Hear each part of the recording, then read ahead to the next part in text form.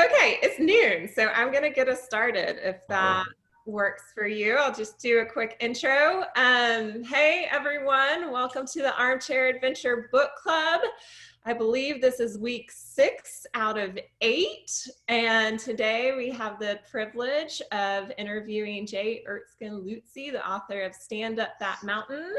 We have right here, which is been such a great book. I know so many of us have enjoyed it. I read it for the first time, I think 5 or 6 years ago, and then reread it now. And it's just, this book more than any other, I can see it. Like having hiked the Roan and Hump Mountain and Little Hump and knowing some of the people in the book, it's so amazing to read it and just have it come to life. And I know it's meant a lot to me personally, but Jay, I want you to know, I was thinking about like, oh my gosh, what am I gonna say to introduce Jay? And then this morning, this is a true story. This morning, I am walking in the neighborhood and I'm a few streets away. And this guy who I've met before comes running up to me and he goes, "Have you read that book about protecting Roan Mountain?" And I was like, "You mean Stand Up That Mountain?" And he's like, "Yes, that one. I just read it. It's so good. I just wanted to make sure that you had read it." And I was like, "Well, I'm actually talking to the author in 3 hours." So I think a lot of times, you write a book, and especially when it's a personal journey, it feels so personal and then it's past, but your book is still meaning so much to so many people in the Southern Appalachians and everywhere. And so I just wanted to give you that little tidbit and piece of encouragement to let you know it's still doing the good work. So to kick it off today, I want to just ask you how you got involved with protecting the balds up on Roan, Hump Mountain, Little Mountain, how you got involved with this big fight, this struggle to protect neighboring Bellevue Mountain from the Putman mine. Like, how did this all come about? Well, I think it's common to say it started a long, long time ago, Jennifer, back in the 1800s. But this actually did start a long time ago. The cabin that I live in, where I live, my parents brought myself here, my brother and my sister when we were young kids, and we built this cabin in the middle of nowhere. We felt like it was the middle of nowhere. And in 1974, the Nature Conservancy and Southern Appalachian Highlands Conservancy had both launched an effort, that was the year both groups were founded, had launched an effort to protect the highlands of Roan landscape so that the Appalachian Trail could run right across the spine of the mountains. At that point, the Appalachian Trail ran along Highway 19E. It was not scenic, it was not even safe. So this great effort was launched, but all the balds, the grassy open areas in the Roan Highlands, were owned by cattle farmers and old-time mountain families from Avery and Mitchell counties. And so the effort was launched to buy them, and part of the effort was launched in the room that I'm sitting in right here. The first meetings of the Nature Conservancy and Southern Appalachian Highlands Conservancy designing the effort to protect this place happened in this house. So I was 4 years old. I couldn't really follow what was going on, but I have been obsessed with the Appalachian Trail and the Roan Highlands since that time. And again, I was sitting in this house one day and I started to hear trees falling on the other side of the Tow River Valley. And so I did what you do in a small town. I went to the post office and I asked Louise Buchanan, I said, "What in the world is going up on Hartley Ridge on Bellevue?" And she said, "Well, Jay, that's Paul Brown's Rock Crusher. It's going to be the largest open surface mine in Western North Carolina. Ain't it great?" And that sort of encapsulated the challenge, because some people thought this was a wonderful thing, that Bellevue Mountain was going to be reduced greatly in elevation over the 100 years of this lease. And some people were terrified and troubled by the change it was going to bring to our small community. So it was really explosions at the future mine site and the sound of trees falling from this room that got me engaged. And then pretty quickly too, you formed a team. I mean, I know in a small community that, like you said, people fall to one side or the other pretty quickly, but you got an important phone call from some neighbors down the road who became really important allies and very close friends to you in this struggle and fight. So can you tell us who the main players were from this community and who helped you in this years-long struggle to protect the area?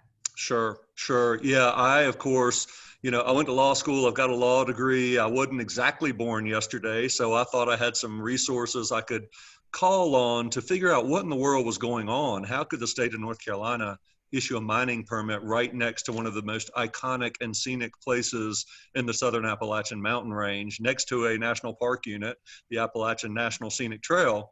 And so I poked around a little bit and I hit dead ends. And then the phone rang one day again in this room.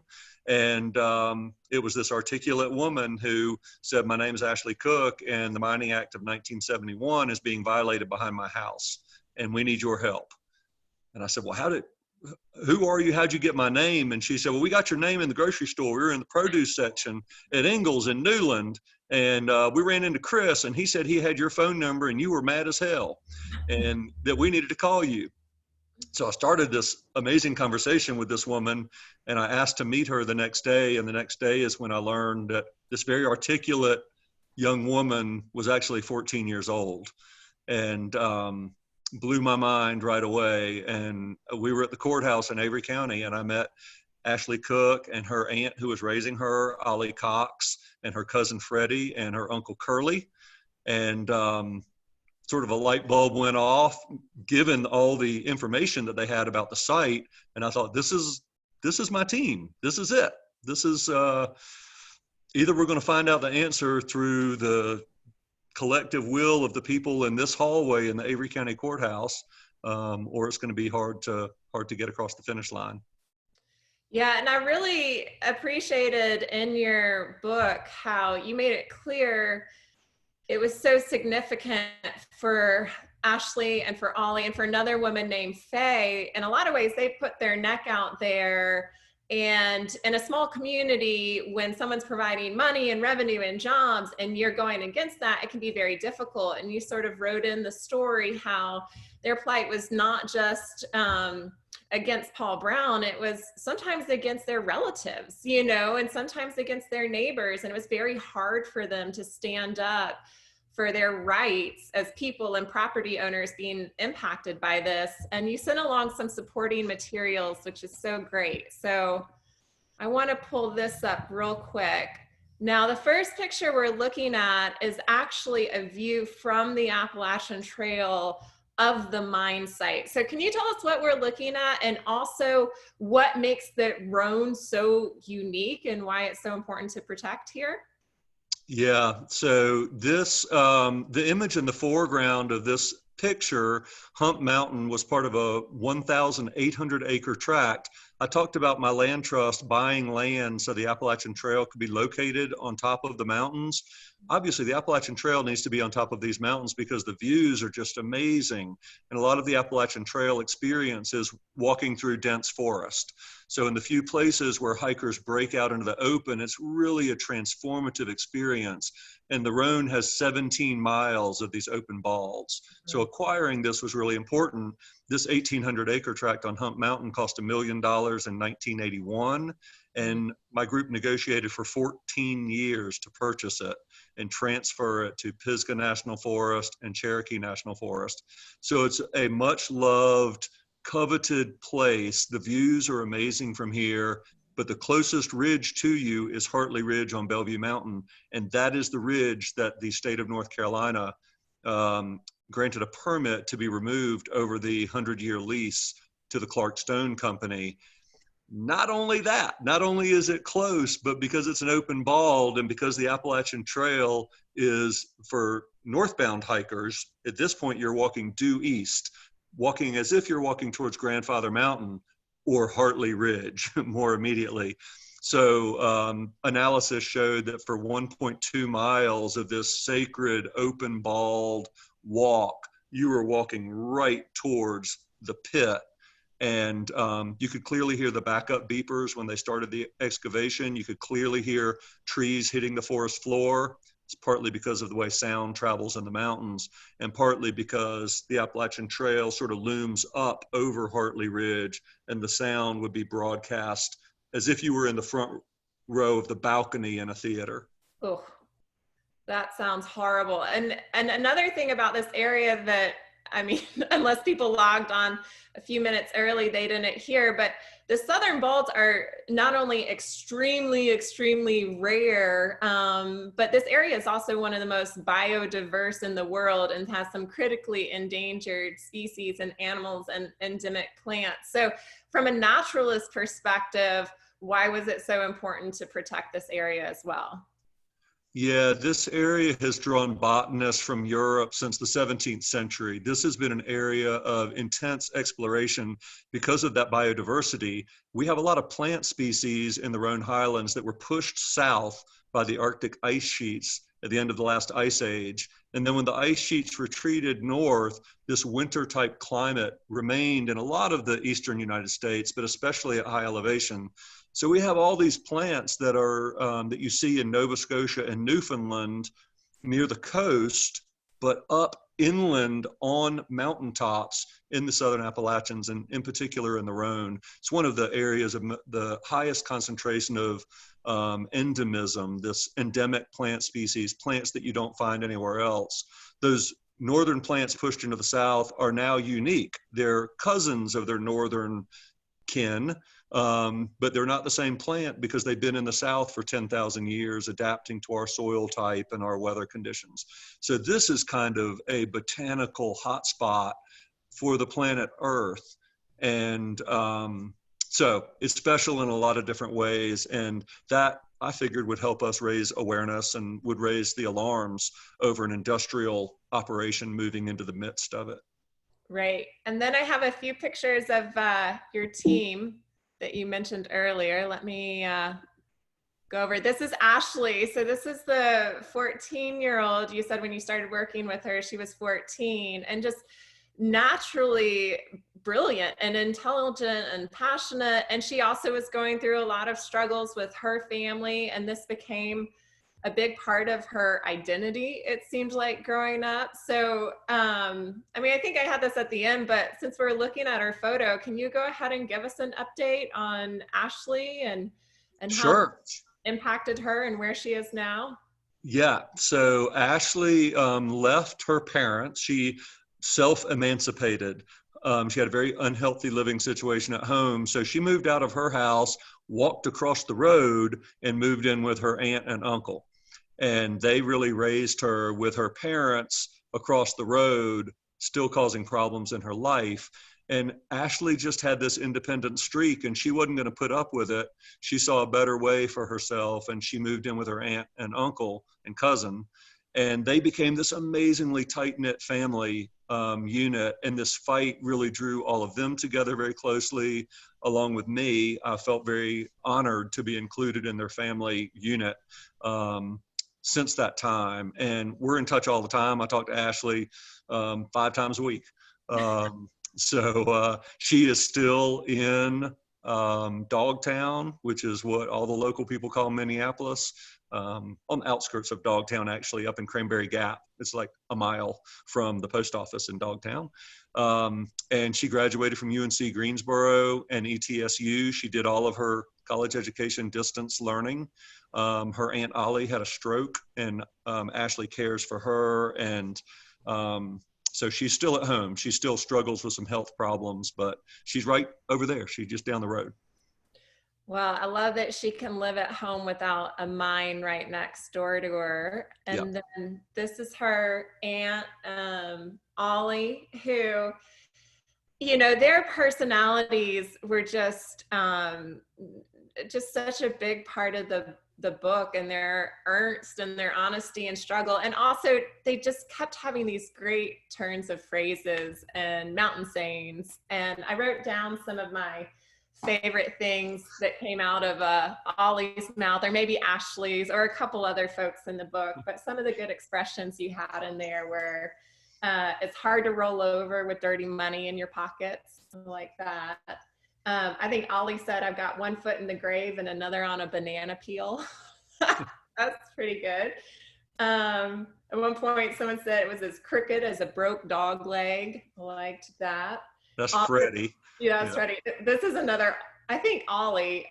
She said that's grade A, super premium, $2.50 a gallon bullshit. that was great. I'm gonna use that one. And then and this is some when they were talking about the application process. They said that permit went through the state office like shit through a goose. So those are some of my favorite sayings from the book. But I was wondering if you had a favorite kind of mountain saying that you've picked up since living in the area.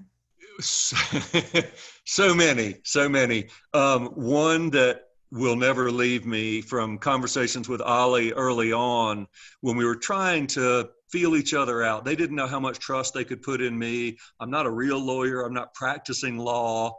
And I didn't know how much I could trust them. They lived quite differently than I live, and had some conflicts with, they had let Paul Brown, the mine owner, dig dirt from behind their house. I didn't know what to make of all their relationships. But Ollie said early on, as I was trying to, I was an optimist, and they were pessimistic. They were skeptical of our chances. And Ollie said to me, I have not never won at nothing. Now, that is a triple negative. I have not never won at nothing. And that went right through me. Number one, it's a very colorful phrase. Number two, what it said to me was they expected to lose at the things that they undertook. I did not grow up that way. I expected to win at things that I undertook. And so we were this remarkable, and I think you need both on a team. You got to have somebody to add a dose of reality, and then you got to have somebody who's a sunny optimist who will charge ahead even when it's seemingly stupid. I was the latter. And I was often out, down in Raleigh and at the courthouses, collecting bad news, bringing it back to Ashley and Ollie. And I always thought the bad news would crush them. It made them stronger. They were used to losing. And I kept holding out the promise that if we kept at this, and it took 4 years of court battles, and I kept saying that if we keep at this, we can do it. We can win. The state has to uphold its own statutes. Some court is going to find for us eventually. And we went through many rounds of losses. But I was driven by the fact that Ollie thought I've not never won at nothing. And I wanted to prove to her, you're going to win at this because you are right. And you have been mistreated. Your constitutional rights to due process have been denied you. And where I come from, my sunny world, growing up in Chapel Hill, you can't lose. You can't lose if you have the facts on your side. So I learned some hard lessons, and they had an epiphany as well, I think. Yeah, because you definitely, there were plenty of losses in there too. You could tell, it hurt you so much, the injustice of the process. And they did seem to just come through as super resilient, Ollie and Ashley and Faye. Like, these are just tough women. And there's something in the very beginning of your book, there's this phrase that really sums up sort of the essence of these women and the Roan. And it goes, Ollie's, getting acquainted with you and shakes her head at you and says, son, you ain't mountain, I'm mountain. That's all the hell I am. And you wouldn't never understand. And I love that. But what is it? So I wanted to just ask you, so what is it to be mountain? Like, what does that mean? Yeah, it's, I've been trying to figure that out for a long time. I've been trying to understand Ollie. And, as a kid up here in the summers, I had these old timers who I looked up to. And I was just always told, now they're mountain. Mm-hmm. And what that meant was they don't go to, if they build a Walmart in Spruce Pine, these people don't go to Walmart in Spruce Pine, because they grow their own food and they can their own food. They are hard people. They are resilient people. They don't travel much. They might not go to the next holler over. I had the postmistress tell me, I don't go to Roaring Creek, Jay. I said, well, what do you mean? That's 3 miles down the road. And she said, well, why would I go? I'm not kin to them. And Roaring Creek marries Roaring Creek. So there's a real provincialism here. And all of that is part of being mountain. It is, they will tell stories with a sad expression on their face of the niece or the nephew who went off the mountain. Now, going off the mountain means going to Morganton or Hickory or Asheville, God forbid. But it means leaving that simple way of life that is not impacted by cable television and Walmart and Trader Joe's, and all those things happen down the mountain, off the mountain. And so there's a purity to it. And the way Ollie self-identifies is, I'm hard. And I think she thought I was soft. Yeah. Well, you certainly, I mean, in this battle, this conservation struggle, you had to go off mountain. You went all across the state. I mean, you pulled in players from Raleigh and from Asheville and from DC and Harper's Ferry. So this really became, once you and your team identified the problem and your angle, you went out seeking help.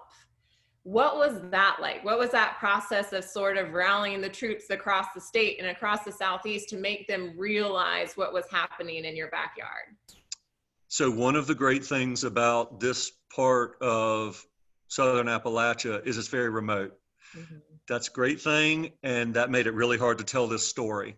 It made it very difficult to explain to lawyers in Chapel Hill or lawyers in Raleigh or judges what was at stake here. Getting state officials to Hump Mountain so that they could see it for themselves was not easy. And so one of the things that I undertook to do was to get a camera crew up here from WRAL television in Raleigh, and I nearly killed the cameraman.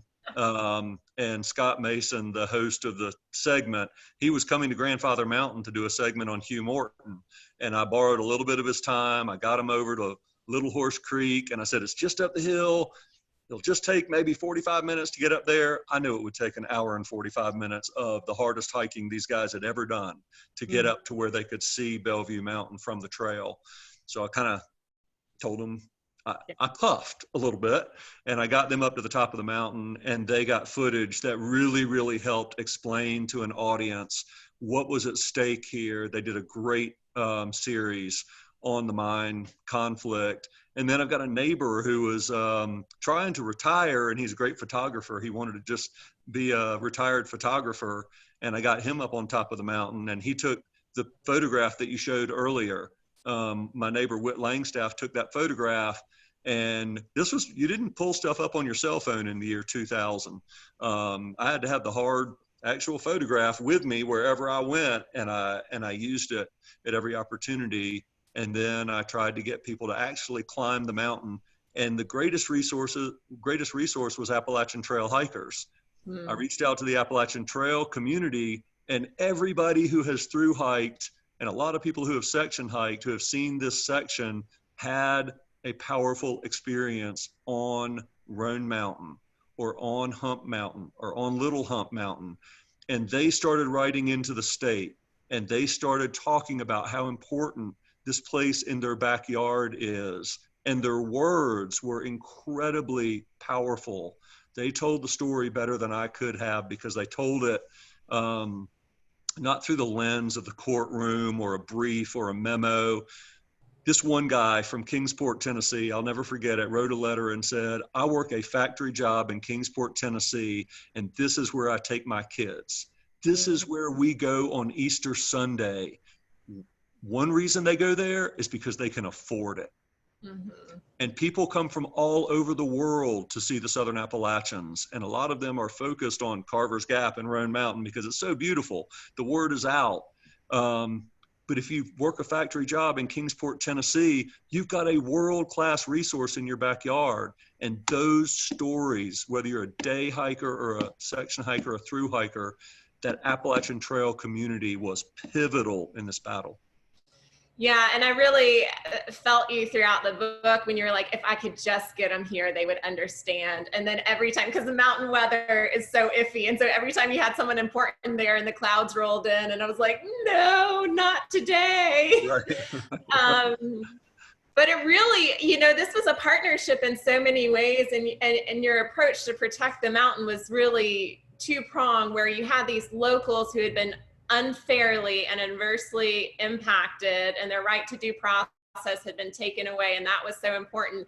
But then you also had the aura and the mystique and the significance of the Appalachian Trail running along the spines of Roan.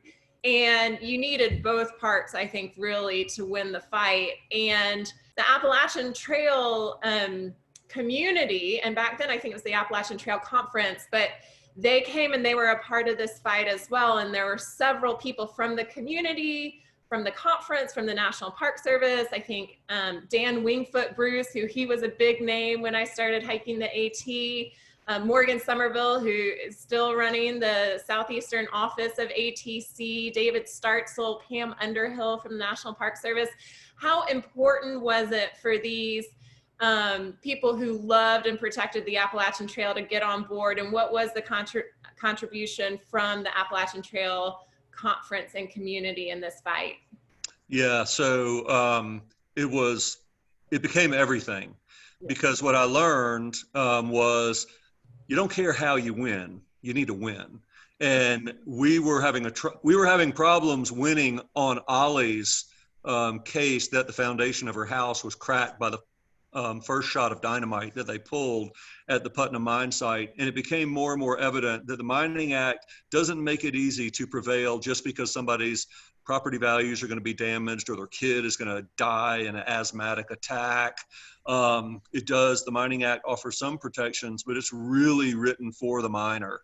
And but the hook is buried within the Mining Act of 1971. The state, before issuing a permit, is supposed to protect against significant adverse effects on a publicly owned park, forest, or recreation area. Well, the Appalachian Trail is a national park. It's just a really skinny national park unit. So that became our hook. And all those people, Pam Underhill agreed to leave Ranger Rally in Kentucky and come down to Avery County the night that we had a hearing in the courthouse. And she testified on behalf of the United States Department of the Interior. And the courthouse couldn't believe that Ollie Cox and Ashley Cook were now engaged in a battle that had been joined by the United States Department of the Interior. The weight of that, you can't calculate it. The Appalachian Trail, like I said, we were organizing all these voices of these hikers, and the lawyers that we were using would not have come to represent Ollie Cox and Ashley Cook had there not also been a federal agency willing to weigh in as a co-plaintiff, National Parks Conservation Association, and the ATC. We all became plaintiffs. But if you had half the plaintiff class, you might not have been able to have a free lawyer from the Southern Environmental Law Center. And those guys, they're true believers, and they relied on me. But I will tell you that our lead attorney, Trip Van Oppen, did not see the mine site from the Appalachian Trail until the day before the appeals court hearing. And he had to go in and plead our case, and I was in a panic. And he agreed to come, and he's from the area. He's from Morganton originally, so he already got it. But you got to see it. You had to be there to feel what it was going to be like in the face of explosions of granite over 100 years, and backup beepers, and shovels hitting granite. So we got Trip out there, and I was nervous the whole hike. I thought we might get there, and he might say, yeah, it's going to have an impact, but the impact's not going to be that great. And I don't know what my posture is going to be tomorrow when we have this conference. And instead, we got to the summit of Hump Mountain, and we looked to the east as you come over the crest and you start dropping down. And his first words were, "You got to be kidding." I said, "I'm not kidding. I didn't make it up. The pictures don't lie, and there's nothing like it." And the Appalachian Trail community, they're better than anybody else at analyzing what the Appalachian Trail experience is, what's sacred about it, and when it's being violated. So that's what we needed, and that's what we got. Yeah, I think another thing in the book, because you're cheering, right? I'm cheering for your team, and I'm cheering for the Appalachian Trail and Ollie and Ashley, and you guys are the good guys. And Paul Brown is this bad guy, and he's this mine operator, and he's going to crush rock for 100 years, 24/7. And then there's these glimpses that you give too in your book where like he is just a hardworking guy doing what he knows how to do and trying to provide jobs that are needed in mountain counties. And I just wonder, in your experience, like how do you think of Paul now? Like, how has that changed? Is it easier now to see him in a compassionate light or give him sort of more benefit of the doubt? Because when you were in it, I think you were so driven by your cause and being right and needing to fight him, right? But he's just a guy too, trying to do what he does. So how was that process, and what are your thoughts about Paul now? So I think, Jennifer, and having read your books and following your career and your journey, you're not going to write well, you're not going to hike well, you're not going to perform well if you don't come to your task with some humility. Mm-hmm. So I came to this task knowing that I live on a gravel road, mm-hmm. and I'm a consumer of gravel. I take part in this world that relies on industry. And so in writing the book, not so much in fighting the case, because I felt like they get to make their case. I'm going to make my case. I'm going to be as zealous as I can on behalf of our case. I don't have to be humble in making that argument before courts. But in writing a book, you better be humble about everybody's motivation, or else you just have cardboard characters that you're putting in opposition to each other. So Paul Brown was a real guy who thought he was doing a good thing in the county. All his buddies told him he was doing a good thing by creating jobs, and then along comes this nettlesome bunch, the Dogtown bunch, who are throwing a wrench in his plans. And I sort of look at Paul as something of a relic of an older age where you shook hands with the regulators and you were all on the same page, and weren't you all in this together? And hey, somebody gets rich out of it. Well, guess what? It's always Paul Brown that gets rich. That's what the real stakes are. Everybody else may get a job, and mines don't employ a whole lot of people anymore. So the economics of it have changed. This is not coal mining in 1950. It's highly mechanized. But still, Paul had a case to make, or else it wouldn't have taken 400 pages to tell the story. Mm-hmm. And I wanted to honor that. I wanted to... we weren't going to win the case, and it wasn't going to be a good book if I couldn't get inside Paul's head a little bit and understand his motivations. And not all of them were bad. Yeah. I think that's something I see in this world of conservation that makes it difficult at times, because conservation in a lot of places at a lot of moments requires compromise.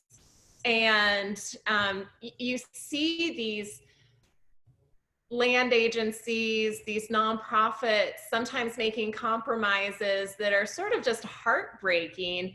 And then you also understand that it might be the best case solution moving forward.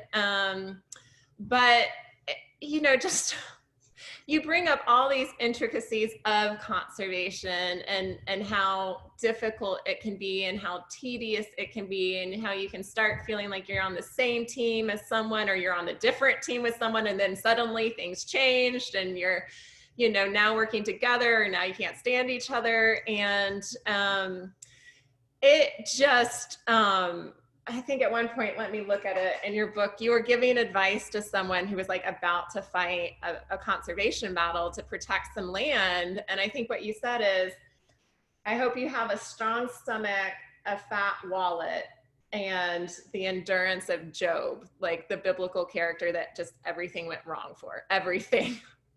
So that's discouraging. So I was just I was kind of wondering your take now on conservation in general, what needs to happen in a big picture sense, but then also like for individuals who, if it's not their career. Like it's not their day job and it's not their field, but they really care and they want to be active. What can they do? So where do we go now with conservation? Sure. So this was a regulatory battle.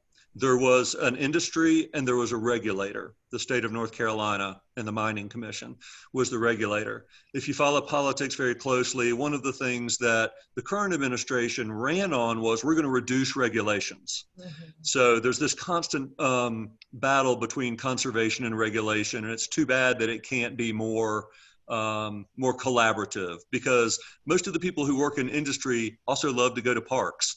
They also go fishing. They like to go camping with their families or get on the boat on a clean lake. And when their kids jump into the lake, they don't want their kid to get hepatitis. So there should be a lot more agreement than there is. These battle lines have been drawn. I decided after this case, while the regulatory side of conservation and environmentalism is absolutely critical, I put my energy into land conservation, which is non-regulatory. Land conservation is more about, if you can find the money, if you care enough about a piece of land and water quality in a particular stream, buy it. Buy it. And in our system, use the market. Don't use eminent domain and land condemnation that is enabled through the Constitution.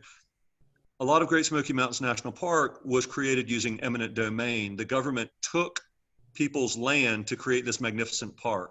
I think most of us are very happy we have that magnificent park, but a lot of people might disagree with the mechanism of taking people's land. That mechanism is in the Constitution, so if government decides it has a compelling need to take land, either to build a highway or expand an airport runway, it can take that land as long as it pays just compensation. What's more important than preserving life on Earth?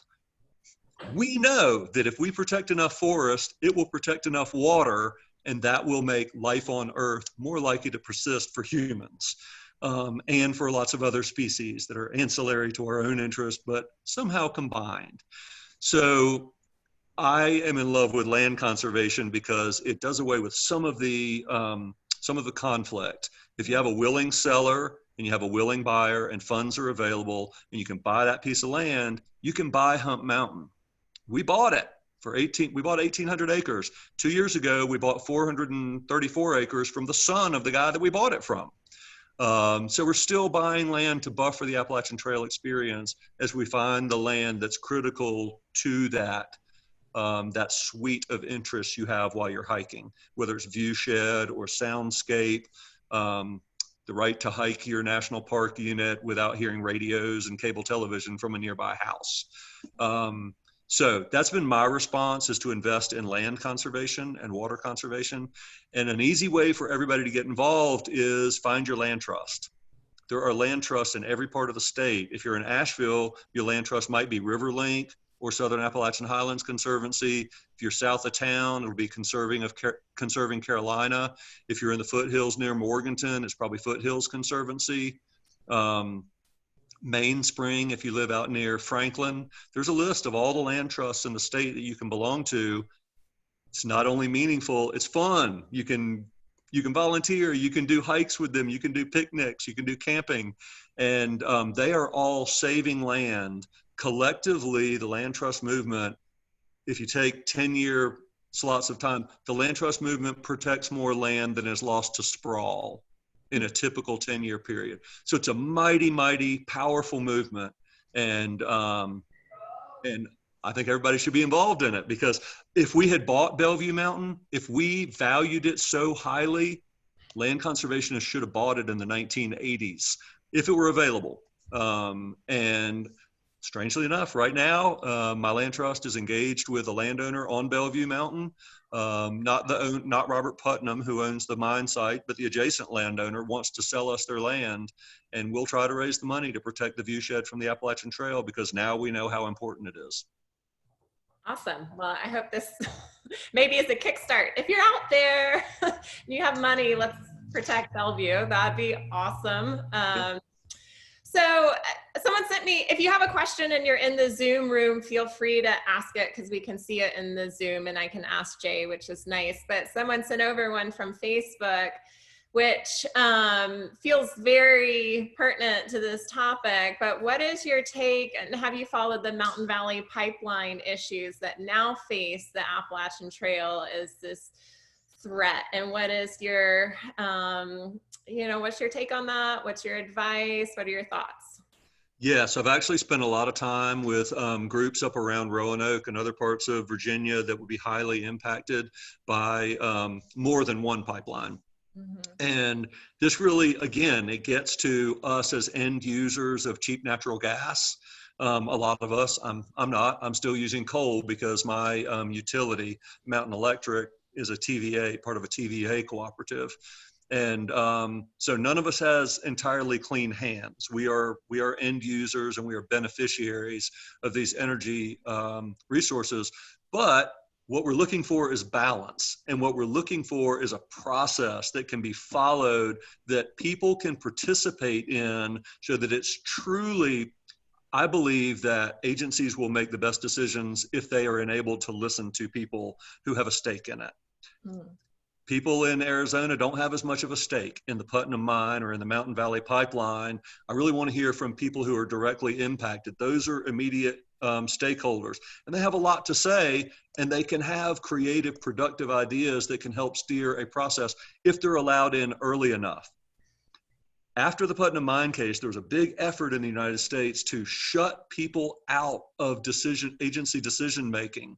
So we were just on the edge of the internet age, and we flooded the Attorney General's office with public comments.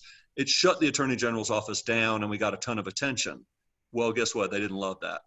And so in the future, they tried to curtail how people can participate in the process.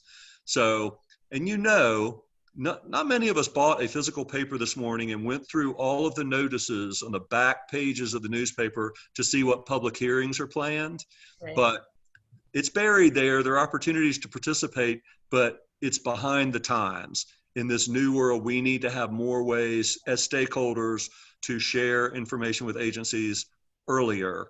And so Mountain Valley, I'm very concerned about the slopes that they're building on. Those are unstable soils. I think they are begging for trouble.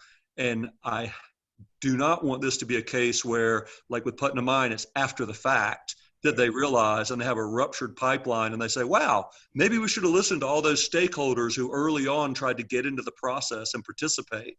But that is a fear that I have.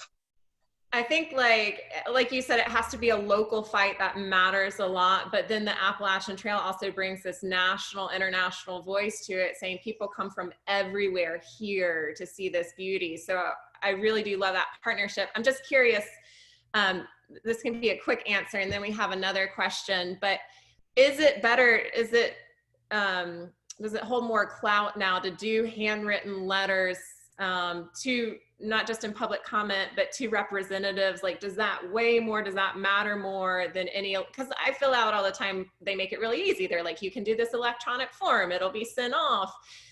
It seems like it might be worth the time to sit down and write a handwritten note, or maybe that never gets seen. What is your take on the best way to contribute your voice to these causes?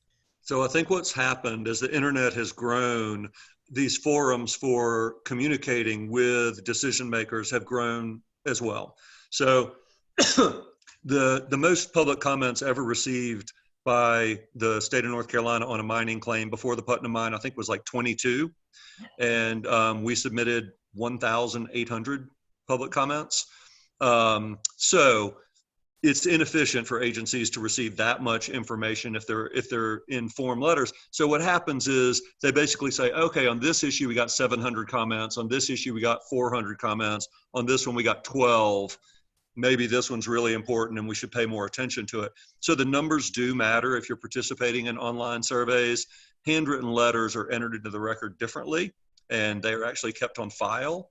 So I'm a big fan of the handwritten note. You can sort of take the information that's provided in the online form and reduce that to a handwritten note. Doesn't have to be long, but a piece of paper makes a big impact. If they have to actually open it and put it in a file, it just makes more of an impact. So one's almost like a vote, one's like a numbers thing, and then one is more the comment and the word. That's right. That's right.